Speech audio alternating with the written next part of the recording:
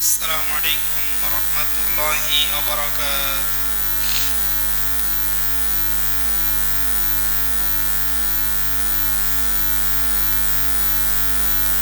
نحمده ونستعينه ونستغفره ونؤمن به ونتوكل عليه ونعوذ بالله من شرور أنفسنا ومن سيئات أعمالنا. من يهده الله فلا مضل له ومن يضلله فلا هادي له. ونشهد أن لا إله إلا الله وحده لا شريك له الذي أرسله بالحق بشيرا ونذيرا وداعيا إلى الله بإذنه وسراجا منيرا. أما بعد فقد قال الله تعالى في كلامه المجيد والفرقانه الحميد: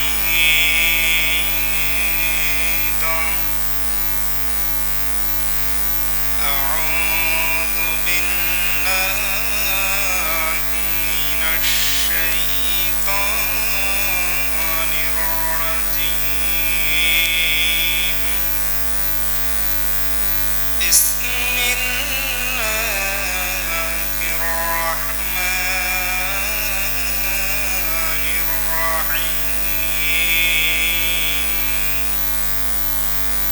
والفجر وليال عشر والشفع والوتر.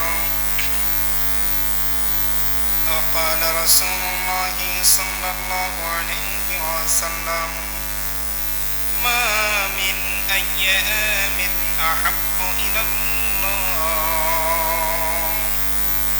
أن يتعبد له فيها من 10 ذي الحجة يعدل صيام كل يوم منها بصيام السنة وصيام كل ليلة منها بقيام ليلة القدر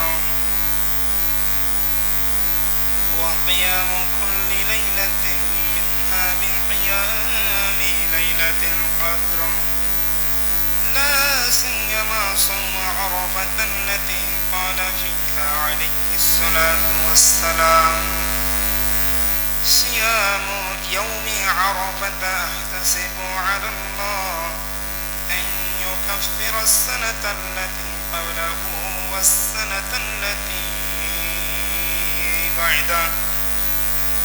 ومنها التكبير دبر الصلاة المكتوبات. وكان عبد الله يكبر من صلاة الفجر يوم عرفة إلى صلاة العصر من يوم النحر،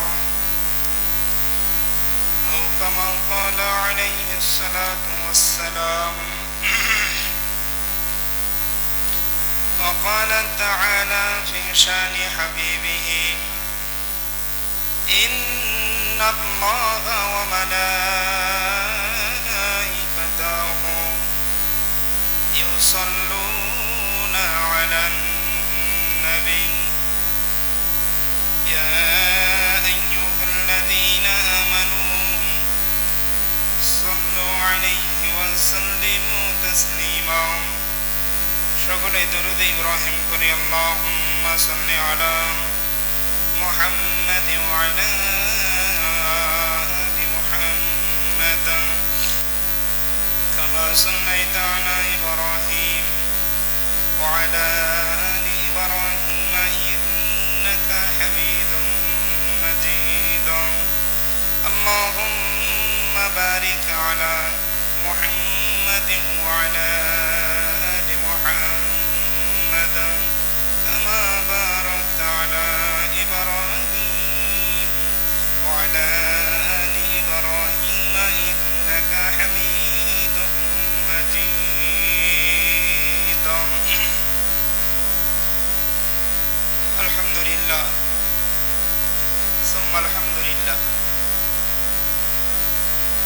মহান আল্লাহ তাআলার মহান দরবারে অসংখ্য অগণিত শুকরিয়া আদায় করি,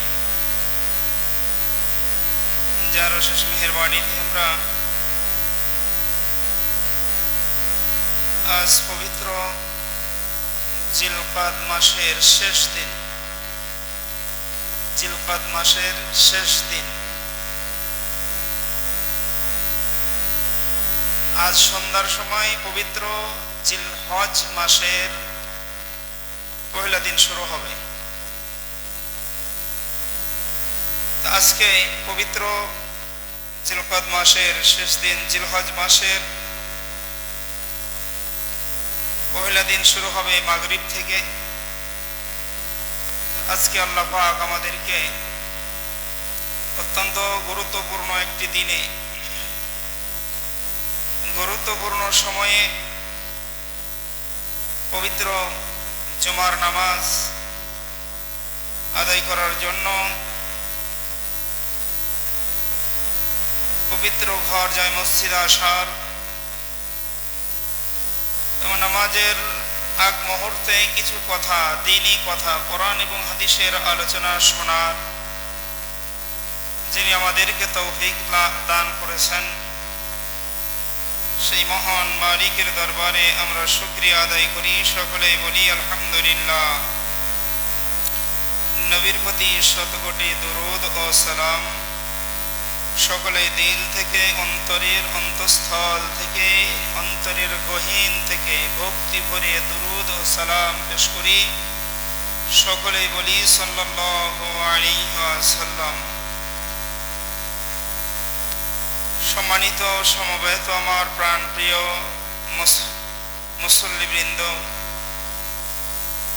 সংক্ষিপ্তভাবে কিছু কথা জিলহজ মাসের আমল সম্পর্কে আলোচনার আলোকপাত করার চেষ্টা করব। ওমা তাওফীকি ইল্লা বিল্লাহ।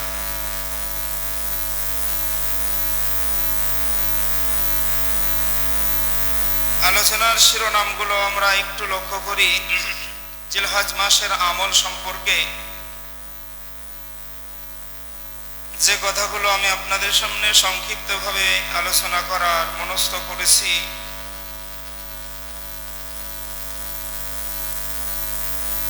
আলোচ্য বিষয়গুলো হলো জিলহজ মাসের পহেলা দিন থেকে নিয়ে, আজ থেকে নিয়ে, পহেলা দিন আজই ধরে নেন, জুমার দিন মাগরিব থেকে, যেহেতু জিলহজ মাসের প্রথম দিন আরম্ভ হবে, সেহেতু আজ থেকেই এই কথাগুলো আমরা অক্ষরে অক্ষরে পালন করব ইনশাল্লাহ। যদিও কথাগুলো আমাদের নফল পর্যায়ের, তবুও খুব গুরুত্বপূর্ণ কথা। সবার ক্ষেত্রেই কোরবানি দাতা আর যারা কোরবানি দিতে পারে না, আরেকটি বর্ণনায় ছোট বড় সবার জন্য এই আমলটি অত্যন্ত জরুরি একটি আমল। আমলটা কি? জিলহজ মাসের শুরু থেকে নিয়ে, খেয়াল করেন, জিলহজ মাসের শুরু থেকে নিয়ে চুল, নখ, মোচ ইত্যাদি এগুলো না কাটা। আমলটা কিন্তু নফল, আমলটা নফল বা মুস্তাহাব পর্যায়ের, খেয়াল করেন, কিন্তু এর গুরুত্ব অনেক বেশি, এর গুরুত্ব অনেক বেশি। এ বিষয় সম্পর্কে তিরমিজি শরীফের একটি বর্ণনা, কোন হাদিসের কথা বললাম? কিতাবটার নাম তিরমিজি শরীফ। তিরমিজি শরীফের একটি বর্ণনা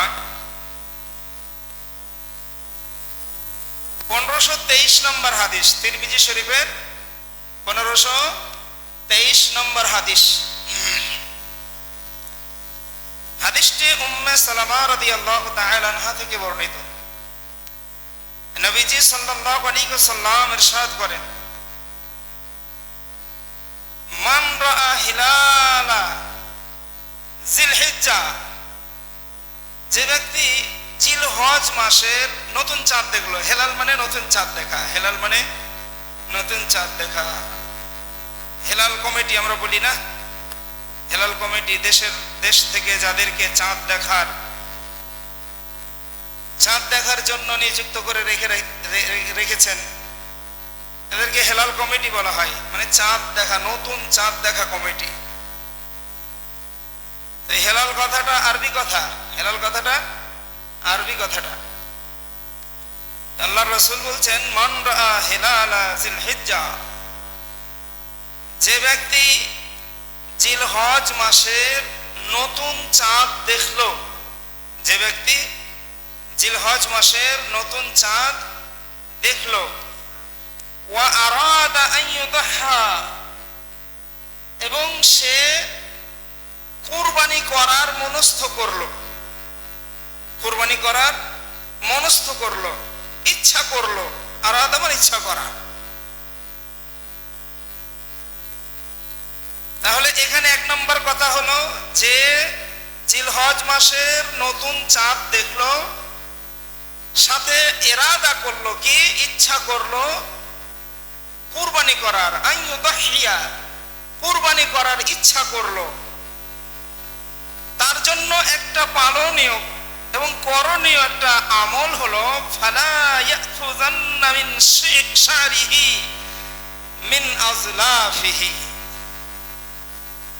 আল্লাহর রাসূল বলছেন তার জন্য করণীয় হলো সে যাতে নখ, চুল, উচ্ছিষ্ট এই বস্তুগুলো শরীর থেকে কর্তন না করে।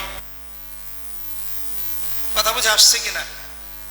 তাহলে একটা হাদিস পেলাম আমরা।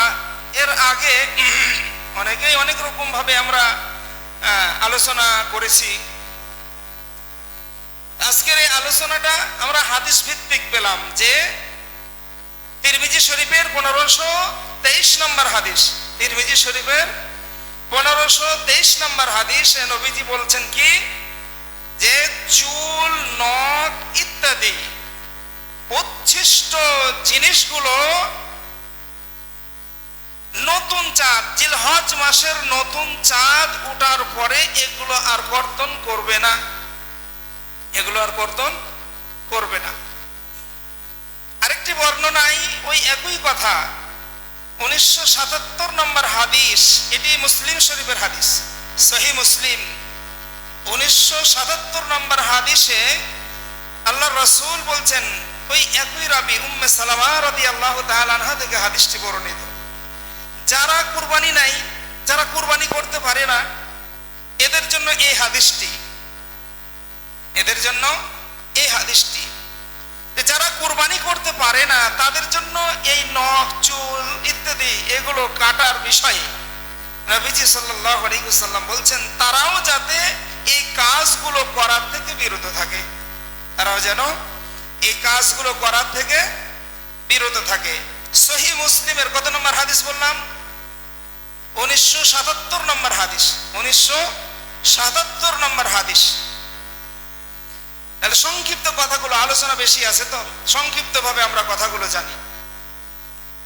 আরেকটি বর্ণনার ভিতরে ছোট বড়, বালেগ না বালেগ সবার উপরে এই হাদিসটি বর্ণিত হয়েছে। এই হাদিসটি সুনানে আন-নাসাই 4365 নম্বর হাদিস, নাসাই শরীফের হাদিস। কি শরীফের হাদিস? নাসাই শরীফের হাদিস। প্রথমটা তিরমিজি শরীফের হাদিস, দ্বিতীয়টা সহিহ মুসলিম শরীফের হাদিস, তৃতীয়টা নাসাই শরীফের হাদিস। সিয়াসাত তার 6টা কিতাব, 6টা কিতাবের হাদিসই গ্রহণযোগ্য কিতাব। আলহামদুলিল্লাহ, কিতাবের হাদিসগুলো প্রত্যেকটা কি গ্রহণযোগ্য হাদিস।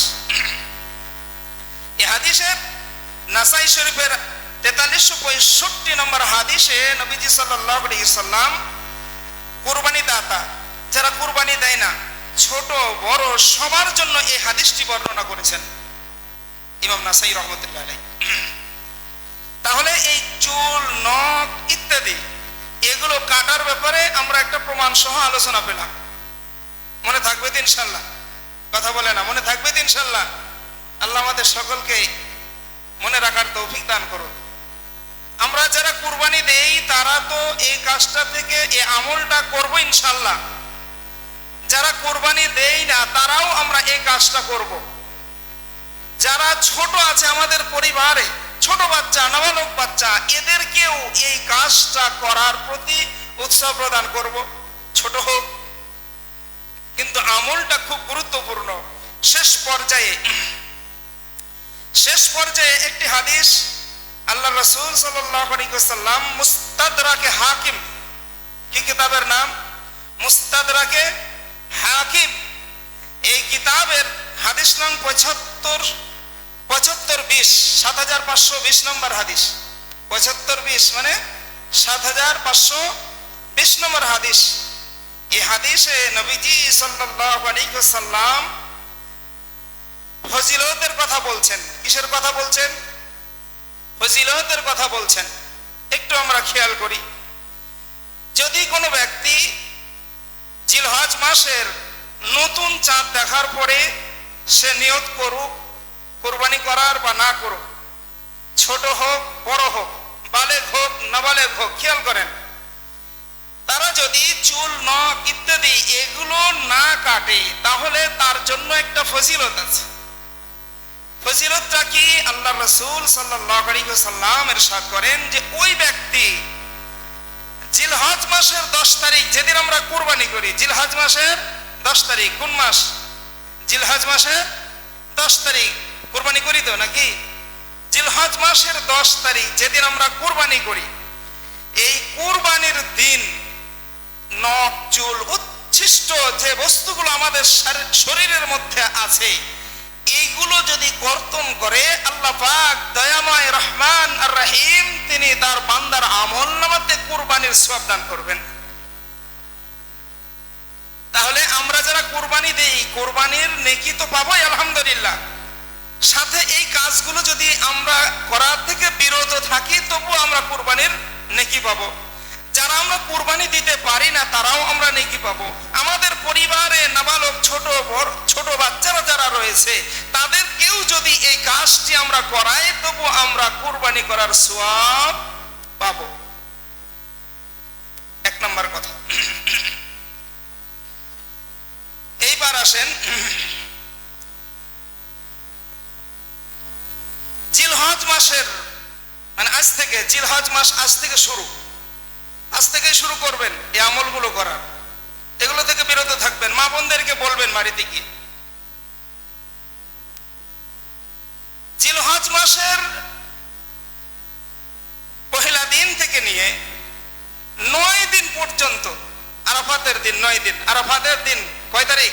9 তারিখ। ওই 9 তারিখ পর্যন্ত রোজা রাখা। কি রাখা? রোজা রাখা। আরেকটি বর্ণনা মতে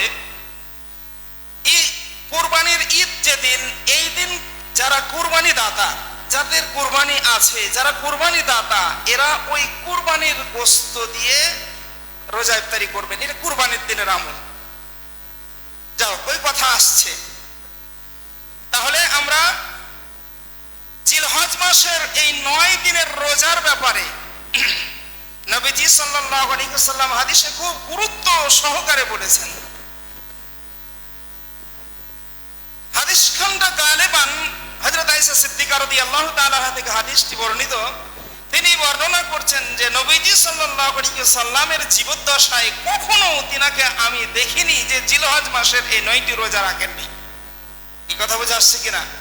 তার মানে হলো আল্লাহর রাসূল জিলহজ মাসের প্রতি বৎসর 9টি করে তিনি রোজা রেখেছেন। হাদিসটি আপনাদের কাছে শোনাই। আল্লাহর রাসূল সাল্লাল্লাহু আলাইহি ওয়াসাল্লাম বলছেন, ক্বালা রাসূলুল্লাহ সাল্লাল্লাহু আলাইহি ওয়াসাল্লাম, মা মিন আইয়ামিন আহাব্বু ইলাল্লাহ আন ইউতাআব্বাদা লাহু ফীহা মিন আশরি যিলহিজ্জাহ ইয়াদিলু সিয়ামু কুল্লি ইয়াওমিন মিনহা বিসিয়ামি সানাহ ওয়া কিয়ামু কুল্লি লাইলাতিন মিনহা বিকিয়ামি লাইলাতিল কদর। সুবহানাল্লাহ বলেন, সবাই বলেন সুবহানাল্লাহ। আল্লাহর রাসূল সাল্লাল্লাহু আলাইহি ওয়াসাল্লাম বলেন জিলহজের 10টা দিন, জিলহজের 10টা দিন, কয়টা দিন? 10টা দিন। এই 10 দিনের আমল সম্পর্কে আল্লাহর রাসূল তো হাদিসে বর্ণনা করেছেন, দিনের ব্যাপারে এবং রাত্রির ব্যাপারে আল্লাহর রাসূল আল্লাহ পাক কোরআনে স্বয়ং বলেছেন ওয়াল ফাজর ওয়া লায়ালিন আশর। আল্লাহ পাক বলছেন এই 10টা দিনের শপথ, জিলহজের এই 10 দিনের শপথ। মুফাসসিরিনে কেরাম এই আয়াতের ব্যাখ্যা করতে গিয়ে, তাফসীর করতে গিয়ে তিনারা লিখেছেন যে আল্লাহ যে এই ওয়ালা ইয়ালিন আশর 8টা রাত্রের যে কসম খেয়েছেন, দিন আর রাত্রের যে কসম খেয়েছেন, এই দিন আর রাত্রিটা কোন রাত আর কোন দিন। মুফাসসিরিনে কেরাম সকলেই একমত পোষণ করেছেন যে আল্লাহ পাক এই জিলহজ মাসের 1 থেকে 10 দিন আর জিলহজ মাসের 1 থেকে 10 রাত্রির কসম খেয়েছেন। সুবহানাল্লাহ বলেন। তাহলে গুরুত্ব আছে। আল্লাহ পাক এই দিন আর রাত্রির কসম খেয়েছেন। আমার উপস্থিতি এইবার আমরা একটু লক্ষ্য করি, আল্লাহর নবী বিশ্বনবী মুহাম্মদ রাসূলুল্লাহ সাল্লাল্লাহু আলাইহি ওয়াসাল্লাম 10 দিনের রোজার কথা বলেছেন। রাসূল সাল্লাল্লাহু আলাইহি ওয়াসাল্লাম বলেন মা মিন আইয়ামিন আহাব্বু ইলাল্লাহ আন ইউতাআব্বাদা লাহু ফিহা মিন আশরি জিলহিজ্জা। জিলহজ মাসের 10 দিনের ইবাদত সম্পর্কে নবীজি ঘোষণা করেছেন। এই 10 দিনের আজ থেকে নিয়ে কুরবানির দিন পর্যন্ত আমলের কথা আল্লাহর রাসূল বর্ণনা করেছেন। এই 10 দিনের আমলের চেয়ে আল্লাহর কাছে প্রিয় আমল আর কোনোটাই নাই। কোন আমলই আল্লাহর দরবারে এই আমলের চেয়ে 10 দিনের আমলের চেয়ে কোন আমল আল্লাহর দরবারে পছন্দনীয় নয়। সুবহানাল্লাহ। তাহলে আল্লাহর কাছে সবচাইতে ভালো আমল হলো এই জিলহজ মাসের 10 দিনের আমল। জিলহজ মাসের 10 দিনের আমল। রোজার কথা বললাম কি ইয়াদিলু সিয়ামু কুল্লি ইয়াউমিন মিনহা বিসিয়ামি সানা। 10 দিনের রোজা সম্পর্কে নবীজি ঘোষণা করেন একটা রোজার বিনিময়ে আল্লাহ রাব্বুল আলামিন বান্দার আমলনামাতে 1 বছর রোজার নেকি লিখে দিবেন। ইয়াদিলু সিয়ামু কুল্লি ইয়াউমিন মিনহা বিসিয়ামি সানা। রাসূলুল্লাহ সাল্লাল্লাহু আলাইহি ওয়াসাল্লাম বলছেন এক রোজার বিনিময়ে বান্দার আমলনামাতে 1 বছর রোজা রাখার সওয়াব আল্লাহ পাক দান করবেন। তাহলে 10টা রোজা রাখলে কয় বছর? কথা বুঝেনি মনে হয়? 10টা রোজা রাখলে 10 বছর রোজা রাখার সওয়াব আপনার আমলনামাতে আল্লাহ লিখে দিবেন।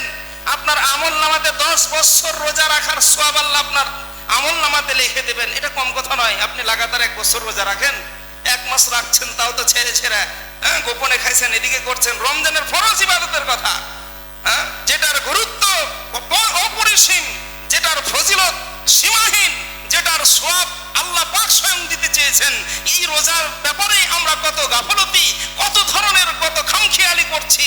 মুসলমান, একসাথে আপনি 10 বছর রোজা রাখার দুঃসাহস করতে পারবেন না। আপনার জন্য সাধ্যই কুলাবে না, আপনি এটার ব্যাপারে কল্পনাও করতে পারবেন না। আল্লাহর রাসূল বলছেন ইয়াদিলু সিয়াম কুল্লি ইয়াউমিন মিনহা বিসিয়ামি সানা। এই জিলহজ মাসের একটা রোজার বিনিময়ে আল্লাহ পাক বান্দার আমলনামাতে 1 বছর রোজা রাখার সওয়াব দান করবেন। রোজা রাখবো হুজুর, যে খরা আর রোদ, যে খরা আর রোদ, রোদের প্রখরতা এমন, রোজা রাখা যায়? একটু ব্যস্ততা কমিয়ে দেন না, একটু ব্যস্ততা কমিয়ে দেন, ঘরে বসে থাকেন, ব্যস্ততা কমিয়ে দেন, ঘরে বসে থাকেন। হ্যাঁ, যারা রোজা রাখবেন আসেন, মসজিদে আসেন, এসির ব্যবস্থা করে দেবো। যে আপনি রোজা রেখেছেন, আপনি মসজিদে 10-5 ঘন্টা থাকেন, আপনার জন্য এসি থাকবে, ব্যবস্থা থাকবে।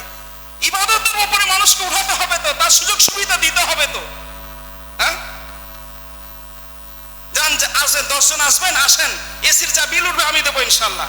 এসির যা বিল উঠবে 10 জন থাকেন, আপনি ইবাদতের জন্য থাকেন, আল্লাহকে খুশি করার জন্য থাকেন, এটা আমি বহন করবো। জান, এটা আপনার জন্য বললাম, আপনার ইবাদতের জন্য বললাম। রাত্রে থাকবেন, রাত্রিতেও এসির ব্যবস্থা করব। খাওয়ার ব্যবস্থা যদি চান তো খাওয়ার ব্যবস্থাও দেবো ইনশাআল্লাহ। আর কি সুযোগ সুবিধা নেবেন আপনি? বলেন কি সুযোগ সুবিধা দিতে হবে? কিন্তু ইবাদত করতে হবে, আমাকে আপনাকে ইবাদত ছাড়া চলবে না। আমার উপস্থিতি, এই 10 দিনের কথা বলছিলাম যে আল্লাহ রাসূল সাল্লাল্লাহু আলাইহি ওয়াসাল্লাম এই 10 দিনের খুব গুরুত্ব দিয়েছেন। আজ থেকেই জিলহজ মাসের আরো আমল সম্পর্কে এই রোজার কথা গেল যে আলহামদুলিল্লাহ। বিশেষ করে খেয়াল করেন, আমরা তো 10 দিনের আলোচনা শুনলাম, বিশেষ করে আরাফার দিন, জিলহজ মাসের 9 তারিখ আরাফার দিন, জিলহজ মাসের 9 তারিখ আরাফার দিন। লা সিয়ামা সাওমু আরাফাতাল্লাতী ক্বালা ফীহা আলাইহিস সালাতু ওয়াস সালাম সিয়ামু ইয়াউমি আরাফা তাহতাসিবু আলাল্লাহ আন ইউকাফিরা আস-সানাতাল্লাতী ক্বাবলাহু ওয়াস-সানাতাল্লাতী বা'দাহু। আল্লাহ রাসূল সাল্লাল্লাহু আলাইহি ওয়াসাল্লাম বিশেষ করে আরাফার দিনের কথা উল্লেখ করেছেন। বিশেষ করে আরাফার দিনের কথা নবীজি আমার উল্লেখ করে বলেন, বিশেষ করে আরাফার দিনে যারা রোজা রাখবে আল্লাহ রাব্বুল আলামিন তার আগের পরের সব গুনাহ আল্লাহ পাক ক্ষমা করে দেবেন। কাফারা বলা হয়েছে, আইয়ু কাফারা সানাতাল্লাতী ক্বাবলাহু ওয়াস-সানাতাল্লাতী বা'দাহু। রাসূলুল্লাহ সাল্লাল্লাহু আলাইহি ওয়াসাল্লাম বলছেন, ওই ব্যক্তি একটা রোজার বিনিময়ে, আরাফার দিনের বিনিময়ে এই রোজাটাকে আগের পরের সব কাফারা হয়ে যাবে, তার গুনাহ মোচন হয়ে যাবে। যেরকম সুবহানাল্লাহ। তাহলে আমরা আরাফার দিনে যদি এই রোজাগুলো নফল, ফজিলত অনেক বেশি রাখার চেষ্টা করব ইনশাআল্লাহ।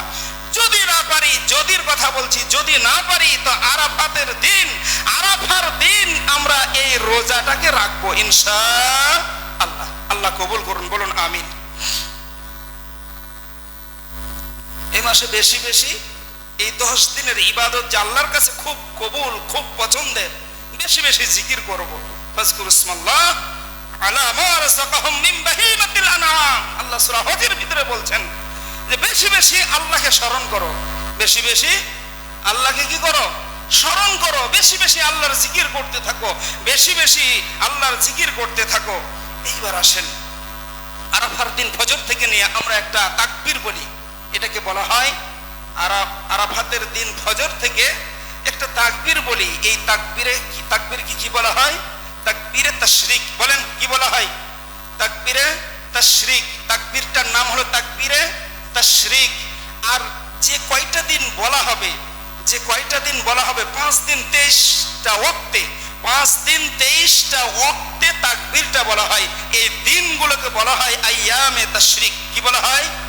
আইয়ামে তাশরিক। বলেন সবাই, বলেন আইয়ামে তাশরিক। কি বলা হয়? আইয়ামে তাশরিক। আর তাকবীরটা কি বললাম?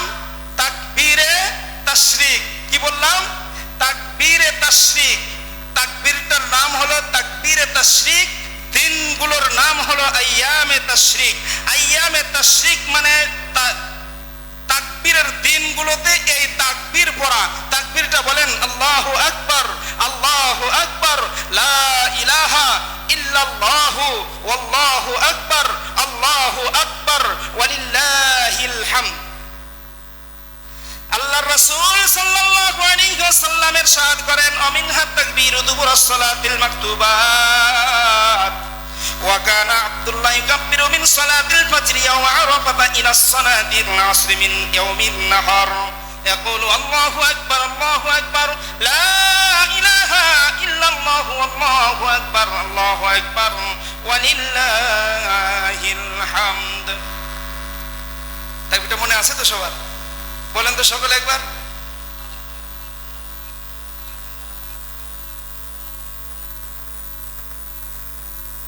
এই কুরবানির ঈদে তাকবীরটা বলতে হয় জোরে জোরে, কিন্তু সবাই বললেন না কেন? সবাই বললেন না কেন? তাকবীরটা কি খারাপ? বলেন না সকলে আল্লাহু আকবার, আল্লাহু আকবার, লা ইলাহা ইল্লাল্লাহু আল্লাহু আকবার, আল্লাহু আকবার ওয়ালিল্লাহিল হামদ। এখন থেকে পড়া শুরু করবেন, অভ্যাস তৈরি করতে হবে। 9 জিলহজ আসর থেকে উচ্চস্বরে প্রত্যেক নামাজের পর একবার বলা ওয়াজিব। একবার বলা কি ওয়াজিব? না বললে গুনাহ হবে, না বললে কি হবে? গুনাহগার হবে। প্রত্যেক নামাজের পর একবার উচ্চস্বরে বলা ওয়াজিব। নারীদেরকেও বলে দেবেন, বাড়িতে মা বোনদেরকেও বলে দেবেন, মা বোনেরা ধীরে ধীরে বলবে। আওয়াজটা স্বাভাবিক করবে, কারণ তাদের আওয়াজটাও পর্দার শামিল। এই জন্য মা বোনদেরকেও বলে দিবেন, 9 জিলহজ ফজর থেকে নিয়ে তাকবীর বলবে, আল্লাহু আকবার, আল্লাহু আকবার, লা ইলাহা ইল্লাল্লাহু, আল্লাহু আকবার, আল্লাহু আকবার, ওয়া লিল্লাহিল হামদ। আমরা তো মসজিদে সম্মিলিতভাবে বলতেই থাকি, হ্যাঁ, 5 দিন 23 ওয়াক্ত নামাজ, 5 দিন 23 ওয়াক্ত নামাজে ঈদের কুরবানির এই 9 জিলহজ থেকে নিয়ে 5 দিন এই তাকবীরটা আমরা পড়তে থাকবো। কথা বুঝে আসছে কিনা? আল্লাহ আমাদের সকলকে তৌফিক দান করুন, বলুন আমিন। আর কুরবানির দিন আরেকটা জুমা তো পাবোই আমরা ইনশাআল্লাহ, নাকি বলেন? আল্লাহ সুবহানাহু ওয়া তাআলা আমাদের সকলকে আজকের এই সংক্ষিপ্তভাবে যে কথাগুলো আমি আপনাদের সামনে উপস্থাপন করলাম, আল্লাহ পাক যেন আমাদের সকলকে বুঝার তৌফিক দেয়। আল্লাহ পাক যেন আমাদের সকলকে আমল করার তৌফিক দান করেন, বলুন আমিন। ওয়া আখির দাওয়ানা আলহামদুলিল্লাহ।